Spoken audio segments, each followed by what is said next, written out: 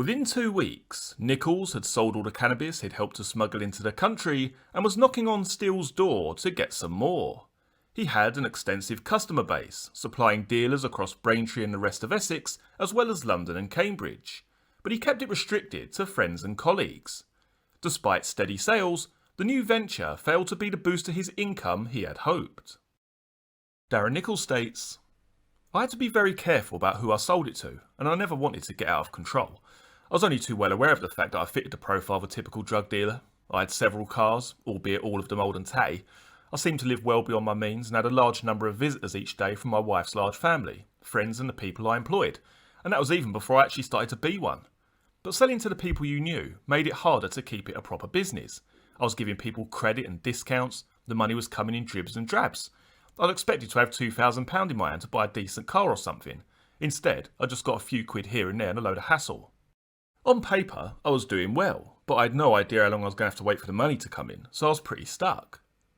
Nichols paid off a few bills, bought his kids some clothes and took his wife out to the cinema, but by the end of the month he was just as broke as ever. So when Steele called in October and asked him to do another run, he was more than up for it. He got even more keen when Steele explained that because Corey was on holiday, he wanted Nichols to be in charge and find someone to go out to Amsterdam with him. A specific amount of money was never mentioned, but Mick implied that as he was taking on more responsibility, Nichols would be paid a higher fee. Darren Nichols states, "As soon as I found out we were off again, I went out and bought a pair of chest waders. I'd got really soaked the last time from trying to push that boat back out to sea and didn't want that to happen again. Over the next few days I kept asking Mick who would be in the boat with him. The whole scam about coming back into the harbour having dumped the drugs off relies on having at least 2 people in the boat. You can hardly claim to be out diving on your own, can you?" Mick said he was sorting it out. The day before we were due to set off, Mick called me up on his mobile and said that he couldn't find anyone to come back in the boat with him, so I would do it. He could tell I wasn't keen, so he launched into this big thing to try and convince me. He was going on about how he wanted to expand the business, how he wanted to go back to using 2 boats, and how he needed someone who would be able to get across the channel on their own. Basically, he was saying he wanted me to experience it so that I could see if I liked it, and if I did, well that's where the real money was. "It'll be worth your while, Darren, promise." Either I was blinded by greed or just feeling in a generous mood, I said yes. The next day, Mick gave me £70,000 and gave me strict instructions to try and get grass rather than resin, even though it was bulkier and a lot harder to handle. There was, of course, method in his madness. Mick charged £300 per kilo to import drugs. It didn't matter what he was importing, that was the amount he charged. Because grass was a bit cheaper per kilo than resin, it meant that we came back with an extra 30 kilos or so, which meant that Mick earned an extra £9,000 for taking exactly the same risk. Clever boy, old Mick. I took my mate Christian and we took the overnight ferry from Felixstowe to Zeebrugge and then drove to Amsterdam.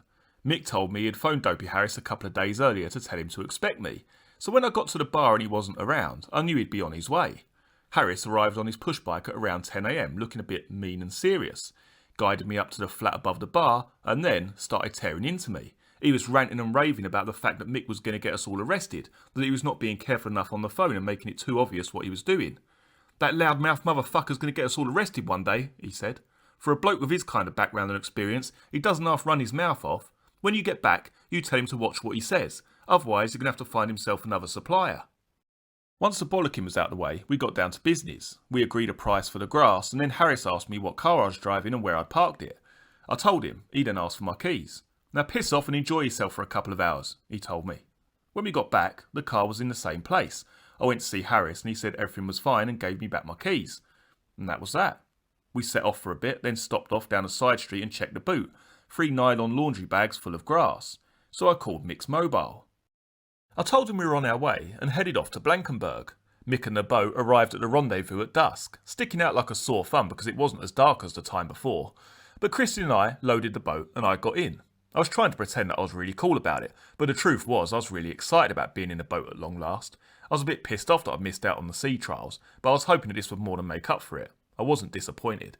When we sped off, it was the most incredible sensation. There was loads of noise and spray flying up all over the place, and because we were so low down, it felt like we were going a million miles an hour. Mick was in front and I was directly behind him. The sea was really calm, as flat as a pancake, and in half light you could see for miles. It was like being on some gigantic pond. Absolutely fantastic. After about 10 minutes, when we were all out of sight of Blankenberg Beach, Mick stopped the boat and started fishing around in a bag. "Here, put this on," he said. handed me a buoyancy aid.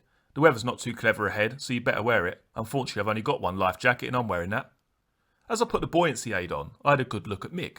I saw that as well as the life jacket, he was wearing a full dry suit, proper boating clothing. He also had a safety line attached to the console, so if he fell in, he wouldn't end up separated from the boat. If I fell in, my waders would have filled up with water and I'd have sunk to the bottom in seconds. All I could do was hold on and pray. We set off again, and Mick told me that rather than sitting down, I should straddle the seat directly behind him. That way, if the boat left the water for a second and came down with a bang, my legs would act like suspension springs. After about half an hour, the land behind me was vanishing fast. And so was my excitement about my first ever trip in a boat. The waves were getting quite rough now, and we were bouncing up and down like a trampoline. We'd started out speeding along about 33 knots, but now we were down to about 12. I decided the best policy was just to keep my eyes shut and use my ears instead. I knew that when I heard the engine note change, the boat had come out of the water and the whole thing was airborne. That was my signal to hold on extra tight and brace myself for the landing. I was concentrating really hard, but one time, I don't know, I must have just lost focus for a second, because I slipped and nearly went over the side. That was when I started to get really scared. I was just about to ask Mick to slow down even more when I heard the engine roar again. I braced myself, but this time when the boat landed it hit a wave that was travelling sideways and rolled right over to one side. I fell and just managed to grab the edge to stop myself going over. I was rolling all over the place, and I was bawling like a baby until Mick stopped to have a look at what was going on. I was really shaken. I was convinced that I was going to die. That was going to fall out of the boat and Mick would be miles away by the time he realised not be able to find me before I went under. We set off again, this time a bit more slowly, and with me holding on tighter than ever, but I'd already decided that there was no way I was ever going to make this trip again. How far is it across, Mick? I asked. About 70 miles. 70 miles? Fucking hell. I always thought the channel was about 22 miles wide. Only between Dover and Calais, Mick explained. Not between Blankenberg and Point Clear. OK, well tell me when we're halfway. Why? Just tell me when we're halfway. Then about half an hour later. OK, Darren, we're halfway across now. Why the fuck are you so interested anyway? Well, if I do fall in, I want to know which way to swim. Slowly, the weather started to improve, so I started to play the maritime equivalent of, are we there yet? I'd see the lights and say, hey, look over there, Mick, is that land? No, it's a boat. 5 minutes later, hey, how about that, is that land? No, that's a boat too. Then I saw a flashing white light. That wasn't land either, but some kind of marker buoy, which meant that the shore was about 12 miles away. I was starting to feel much better and much braver. The big waves had all gone and we were getting closer to home. We were still going fairly slowly, so I was actually starting to enjoy it, when I fell over again. I stood up for a minute, but then I fell again. I just couldn't seem to get a grip properly with my feet. My first thought was that we must have sprung a leak and the boat had started shipping water. I tapped Mick on the shoulder and pointed to the floor. We stopped, switched on a torch, and saw immediately that the main fuel tank had split. We couldn't see the actual hull, but we could see the fuel slowly leaking out. Naturally, I started to panic. After all, I didn't have Mick's experience, this was all new to me. But what really freaked me out was the fact that Mick started to panic as well. He said we'd have to sit on the seats even though it was more dangerous and made the boat less stable, and that we'd have to go as fast as possible to make sure we hit the shore before we ran out of fuel altogether. He reprogrammed the GPS so that we headed for the nearest bit of land rather than Point Clear. If we could get close enough, he explained, then Jack Womes, his backup man for all his new smuggling ventures, could always come out and get us in his speedboat. But if we ran out of fuel where we were, we'd have to call the Coast Guard, and that would mean dumping £70,000 worth of drugs over the side. We were flying along, and I was absolutely terrified.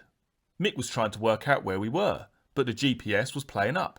He reset it to read the depth of the water rather than the location, so he could try to work out how close we were. But somehow he fucked it up. The whole screen went blank. So there we were in the pitch black, with no guidance system, totally lost, and with a boat that's pissing away fuel, going around in circles. Then Mick perked up and pointed to some poxy light he could see in the distance. He said it was definitely Clacton Pier, or maybe Walton Pier, and he knew where we were, probably. Either way, he reckoned we were only 4 miles from the coast. I was just gearing myself up to feel a bit more confident, when right on cue, the engine died and we ran out of fuel completely. We switched to the reserve tank, but that too was empty. We primed the carbs on the engine by hand and it started up, went about 50 yards, and then stopped again. We kept on doing it, and I had to rock the boat from side to side. The last thing I wanted to do, to try and get the last remaining splashes of fuel into the pipes. Then Mick managed to get the GPS working again. I don't know what he did. I don't even think he knew what he did. I just heard him say, "Fuck me, it's working again." And at last, we were going in the right direction. We had to kangaroo hop all the way, with the engine firing and dying every few yards. But when we got to about half a mile from the spot where Jack was, we realised it was just about shallow enough for me to get out and push the boat to the shore. So I did. I'd never been so happy to see Jack as I was when I saw him sitting on the beach waiting for us. I could have kissed him. He helped us drag the boat up to his Range Rover and we started unloading the drugs. But the problems were far from over. The plan, as always, had been to unload the boat and then take it back out to the sea so we could come into Felixstowe and pretend we'd been out fishing or something. But with a split tank, there was no way that was going to happen, and the trailer was back at Jack's workplace, so we couldn't even move the boat.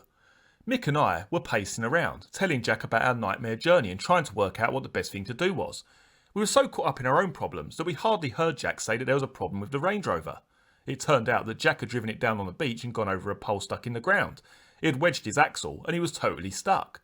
Mick was furious. Only a few minutes earlier, we'd radioed him and he had told us that it was safe to come into shore. "What is exactly your definition of safe, Jack?" Mick was saying. "Because I don't think being stuck on a beach with no car, no boat and a load of drugs fits in with my definition of safe." We took the drugs out of the Range Rover and hid them a bit further up the beach. Mick then stormed off to his mum's house, which was about a mile away, to borrow her car. While he was gone, Jack and I set about trying to get the pole out of the axle, but didn't have any luck. Mick came back about 3 AM and took the drugs to go and hide them in his mum's garage, so that was the main worry off our shoulders. And then he went off to get a chainsaw to try and cut the pole. In the meantime, Jack and I had tried a different technique, wedging bricks and stones underneath the wheels as they went into the air. It worked by the time Mick came back, and the Range Rover was free. Mick had to take his mum's car back, and Jack was going to follow him and then take him up to Ipswich where the trailer was, and then bring it back so they could get the boat off the beach. In the meantime, they wanted me to sit around and stand guard. Great. Mick had picked up a few sandwiches and a drink from a garage, but I wasn't really in any mood for a picnic. I was fighting a losing battle to keep my eyes open and terrified that I'd drop off to sleep and the boat would be washed away. I ended up tying a rope from the boat around my ankle, then I curled up on the stones and fell asleep. I woke up a bit later to find my feet in the water and the boat tugging at my leg. The tide was starting to come in. I dragged the boat up on the beach and fell asleep again, only to be woken up by the water lapping at my feet once more. I was cold and miserable, I ached all over and I felt like I'd been there for days. It was just getting light when they finally came back. Mick had a go at me for dragging the boat up on the rocks because I'd scratched the base, but I just didn't care at all. All I wanted to do was get home. Jack dropped me at Mick's house, and I borrowed his Renault to drive home, nearly falling asleep at the wheel a couple of times. That meant that even though I was freezing cold, I had to drive with the window open. I was knackered by the time I finally got to bed. I didn't wake up until the middle of the afternoon, and I took Mick's car straight back to pick up my money. Once again he paid me in drugs, explained that he needed the cash to pay to get the boat fixed. And he ripped me off again by only giving me just over £2 worth of grass. He said the shipment wasn't as big as he had planned, so he couldn't pay me more, but he'd make it up to me next time. And don't forget, he said, you owe me £200 for the drugs. I sold it all almost as quickly as I did the time before, and was rapidly building a reputation as a quality supplier. I took a load more orders and went round to Mick's to pick up some more. Only there wasn't any. Pat Tate, along with Tony Tucker and Craig Rolfe, had worked out some deal and bought the whole lot in one go.